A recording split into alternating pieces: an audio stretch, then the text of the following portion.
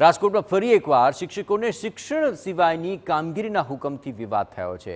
શિક્ષકોને મેળામાં ભોજનની વ્યવસ્થા સંભાળવાનો એક પરિપત્ર બહાર પડ્યો કે એમાં જસદણ પ્રાંત નાયબ કલેક્ટર દ્વારા પરિપત્ર પાઠવાયો। શિક્ષકોને ઘેલા સોમનાથ મંદિરમાં ફરજ બજાવવા માટેનો આ પરિપત્ર છે। 30 શિક્ષકોને વીવીઆઈપીની ભોજન વ્યવસ્થાની જવાબદારી સોંપવામાં આવી।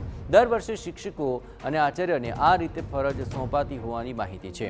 શિક્ષકોને બિન શૈક્ષણિક પ્રવૃત્તિઓ સોંપવાનો અગાઉ પણ વિરોધ થઈ ચૂક્યો છે।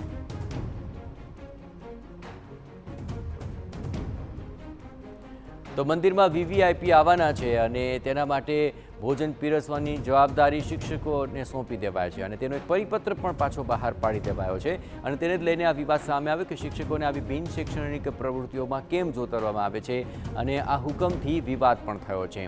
આપણે જણાવીએ કે શિક્ષકોને મેળામાં ભોજનની વ્યવસ્થા સંભાળવાનો પરિપત્ર છે। વધુ વિગતે વાત કરવા જોડાઈ રહ્યા છે TV9 સંવાદદાતા રાજેશ લિંબાચા। રાજેશ, આખે પરિપત્રમાં શેનો ઉલ્લેખ છે અને તેના દ્વારા શિક્ષકોનો કેવો રોષ છે, કઈ પ્રકારની રજૂઆત તેમના તરફથી થઈ?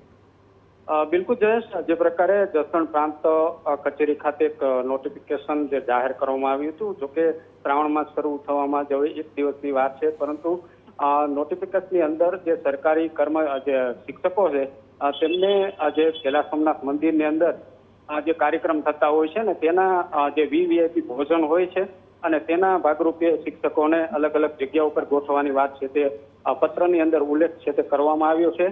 તાલુકા શિક્ષણ અધિકારી પણ આખો મહિનો સુપરવાઇઝર કરશે તેવી પણ વાત છે તે કરવામાં આવી છે, પરંતુ સ્થાનિકો જે પ્રાંત પાસેથી જાણવા મળ્યું છે કે આ જે સમગ્ર કાર્યક્રમ છે તે સાંજે યોજાવાનો છે અને સાંજના 7 વાગ્યાના આજુબાજુ છે મંદિર છે તે આ ફરજ બજાવવાના છે, પરંતુ હાલ શિક્ષકો પાસેથી કોઈ માહિતી મળી નથી કે કઈ રીતના જવાના છે, પરંતુ 30 થી પણ વધારે જે શિક્ષકો છે તેમની યાદી છે તે જાહેર કરવામાં આવી છે। જી આભાર રાજેશ, તમામ ગતિવિધિઓ પર આપ નજર રાખતા રહેજો। તો 30 જેટલા શિક્ષકોની આ યાદી જાહેર કરીને તેમને આ વિશેષ જવાબદારી સોંપવામાં આવી, પણ તે બિન શૈક્ષણિક પ્રવૃત્તિ છે તેને લઈને આ વિવાદ।